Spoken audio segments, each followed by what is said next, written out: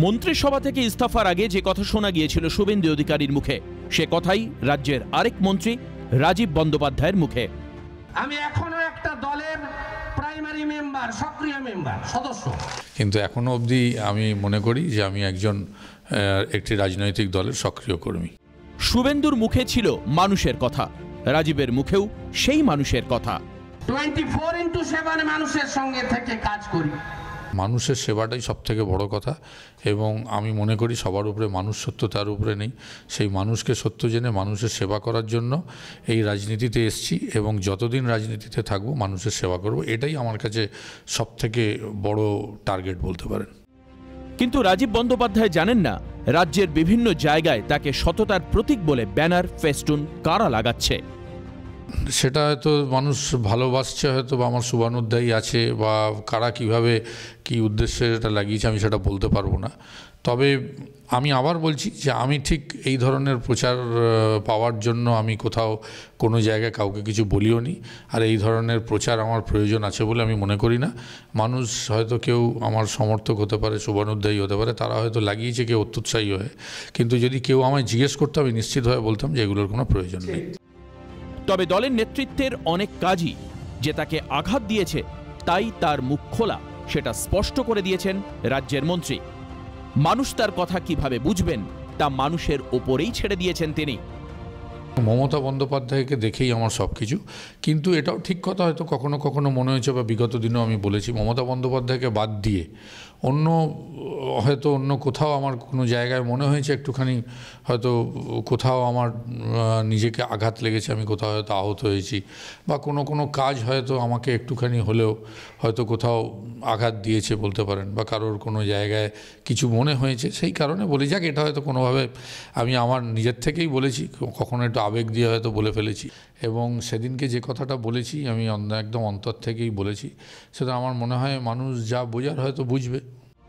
রাজীব বন্দ্যোপাধ্যায়ের ক্ষোভ দুঃখের কথার জন্য তাকে পাল্টা কথা শুনতে হয়েছে তৃণমূলের দিক থেকেও। এদিন সে কথার জবাব দিয়েছেন রাজীব।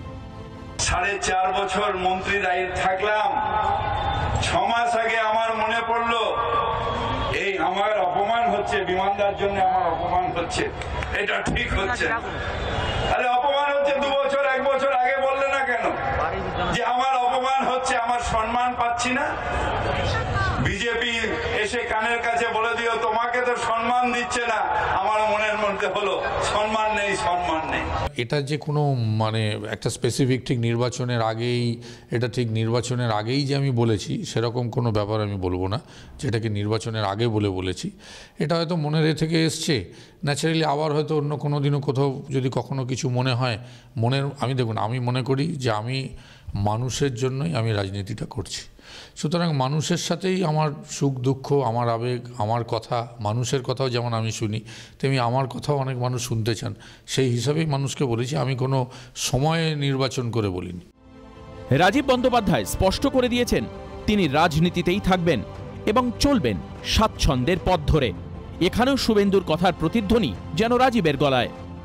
আমার মত কি, পথ কি, আমার চলার পথ কোথায় স্বচ্ছন্দ, কোথায় গর্তে ভরা, কোথায় আমি হোঁচট খাচ্ছি, কোন রাস্তা দিয়ে হাঁটলে আমি সহজে স্বাভাবিক রাস্তায় হাঁটতে পারবো। এবং মানুষের জন্য যোগ্যতার সঙ্গে আমি মানুষের পাশে থাকতে চাই, নিষ্ঠার সঙ্গে, স্বচ্ছতার সঙ্গে মানুষের পাশে থেকে কাজ করতে চাই। সুতরাং মানুষের পাশে থাকার জন্য আমার রাজনীতিতে থাকা অত্যন্ত প্রয়োজন, এবং রাজনীতিতে থাকতে গেলে স্বাধীনভাবে স্বাচ্ছন্দ্যের সঙ্গে কাজ করব, এটাই হচ্ছে আমার উদ্দেশ্য। রাজনৈতিক মহলের মতে স্বাধীনভাবে কাজ করবার সুযোগ নেই তৃণমূলেই। শুভেন্দু রাজীবরা এতদিন দলটা করছেন কার্যত চলার পথে বারবার হোঁচট খেতেই।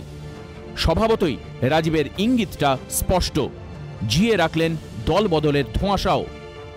ঠাকুর বারবার একটাই কথা বলেছেন, যত মত তত পথ। সুতরাং মতও অনেক রকম থাকবে, পথও অনেক রকম আছে। Bureau report, Calcutta television network.